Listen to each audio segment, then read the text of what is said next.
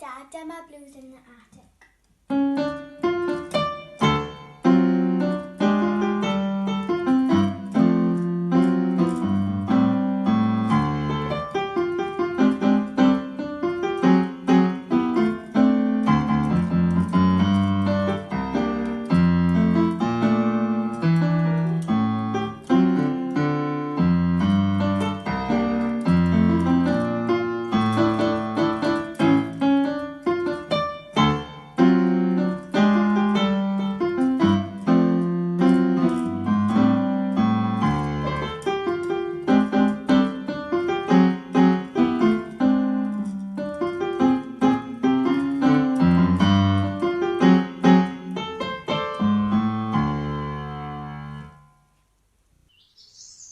Wel, bore da a chroeso nôl i ddechrau ail hanner tymor o'r haf. Gobeithio gaethach chi wythnos bant wythnos diwetha i ymlacio ac i fwynhau'r tywydd braf ma'n i wedi cael.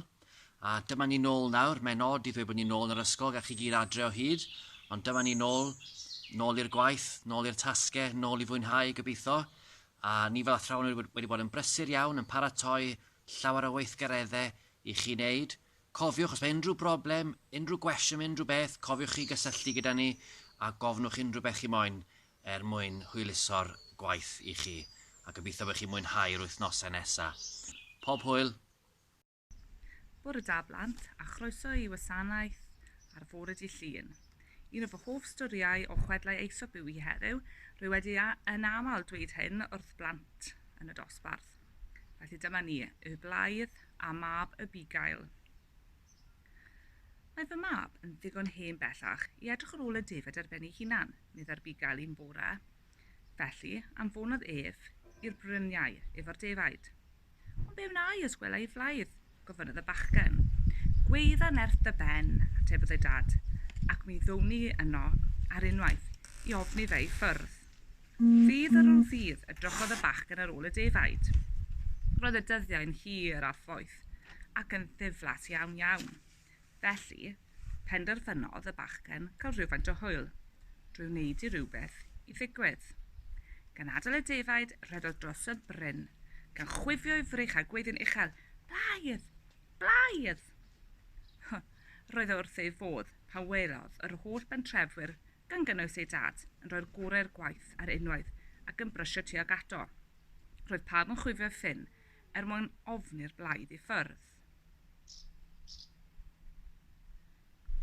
Ond, wrth gwrs, doedd dim Blaidd yna o gwbl.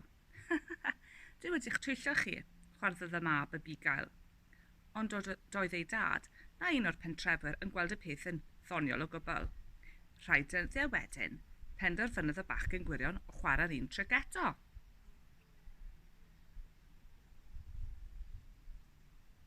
Blaidd, Blaidd, bloeddodd dros y lle, ac unwaith eto, daeth yr holl bentrefwyr yno ar garlam. Dwi wedi'ch twyllo chi, ond oedd neb arall yn chwerthin, ac roedd ei dad wedi gwylltio'n gacwn.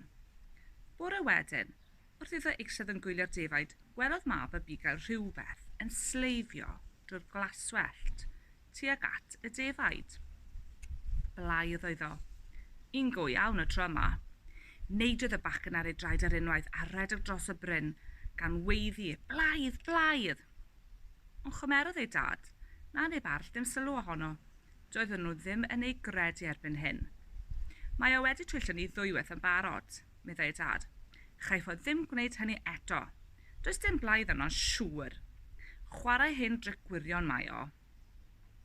Help, help, dad, helpa fi, gwedodd mab y Bugail, wrth i'r Blaidd ddod yn nes ac yn nes. Mae yna Blaidd yma, go iawn, ond doedd neb yn gwrando arno. Tra oedd o'n gweiddi, lladdodd y Blaidd bob un, one jack o'r defaid, a gorffen trwy fwyta mab y Bugail ei hun.